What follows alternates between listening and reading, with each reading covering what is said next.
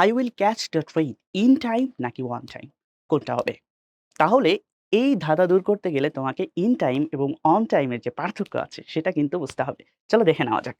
দেখো, on time মানে হচ্ছে এক্সাক্ট টাইম, একদম এক্সাক্ট টাইম। যদি ৫টা সময় দেওয়া থাকে তাহলে ৫টা। অন্যদিকে ইন টাইম হচ্ছে বিফোর লাস্ট মোমেন্ট। অর্থাৎ ৫টা দেওয়া থাকলে সেক্ষেত্রে ৪টা ৫৮ বা ৫৭ অথবা এর নিচে। সো সেক্ষেত্রে কেউ যদি বলে যে I will catch the train on time, তার মানে অন টাইমে তো ট্রেন চলে যাবে। সেক্ষেত্রে সে কোনোভাবে ট্রেনটা কিন্তু ধরতে পারবে না। তাকে সময়ের কিছুটা পূর্বে যেতে হবে। এই এমসিকিউটা দেখলে আরো বুঝতে পারবা।